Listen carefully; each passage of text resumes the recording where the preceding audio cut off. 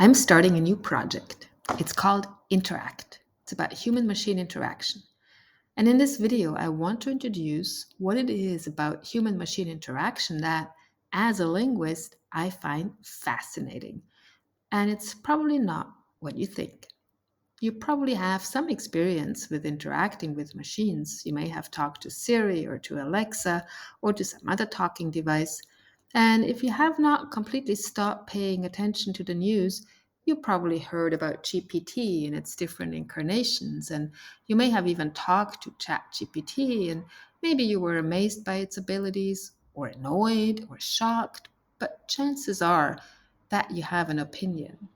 GPT has definitely caught the attention of many, up to the point that scientists want AI to stop for a while to make sure that we don't create something that we later regret.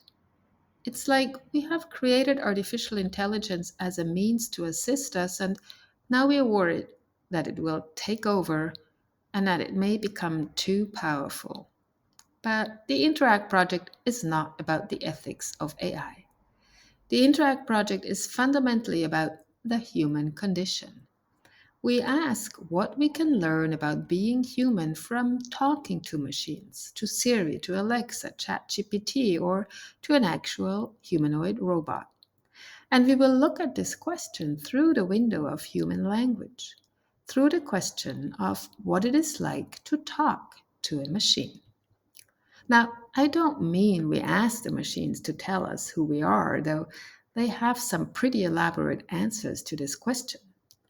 This is what GPT-4 told me about the human condition. But what I'm really interested in is what it's like to talk to a machine. How does talking to a machine differ from talking to a human? What does it feel like? What language do we use? As we just saw in the conversation I had with GPT-4 about the human condition, talking to the machine is not quite the same as talking to a human. And GPT constantly reminds you that they are a machine, designed to assist you and to be helpful and respectful, so they don't pretend to be human like. It's like you're being lectured to all the time with a lot of information. It definitely doesn't feel like talking to a human, even though their language skills are pretty impressive. So now we have an interesting situation. Their language skills appear to be rather flawless, so why is it so weird to talk to them? Why is it different than talking to a human? There are two sides to this question, which we will explore in the Interact project. First, what is it about the machine that makes it different, despite its apparently flawless language skills? And then there is the human side.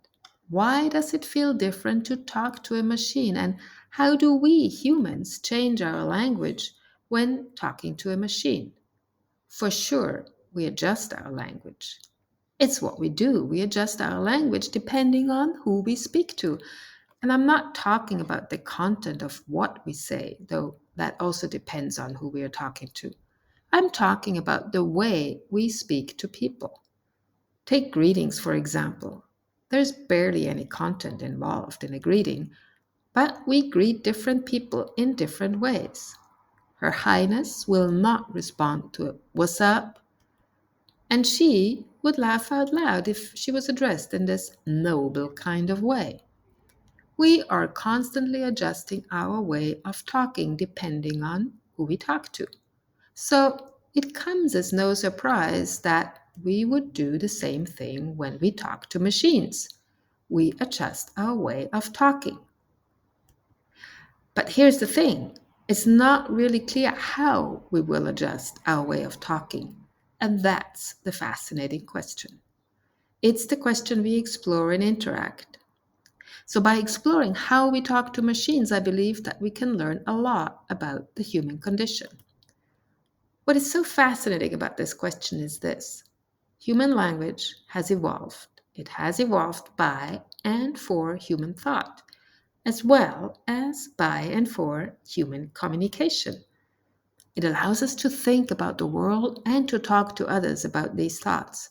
So now all of a sudden, we're able to talk to a non human. This is the first time in human history that we can have a conversation where we cross an ontological boundary. Now, humans have long talked to non humans, like, for example, their pets, but that's different. If you ask your dog, what does it mean to be human? He will certainly respond differently than if you ask ChatGPT. So here we are. We can talk to machines and we will likely adjust to this new situation, but it's not clear how we will adjust our way of talking when talking to them. That's what we want to find out in the Interact project. We want to find out why it feels so different to talk to a machine, even though the language appears to be flawless. And we have a particular window into this question. We're not focusing on those aspects of language that make up the content of our thoughts.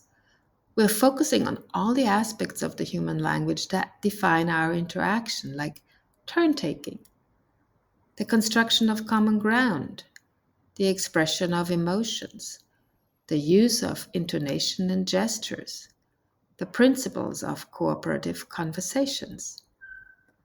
Human language encompasses all of these aspects, and that's what we will focus on rather than on the representational language itself, which allows us to represent the world and our thoughts about it.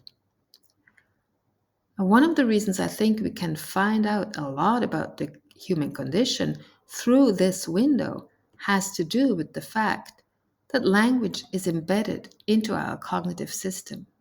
And each of these interactional aspects of language relate to different aspects of our cognition.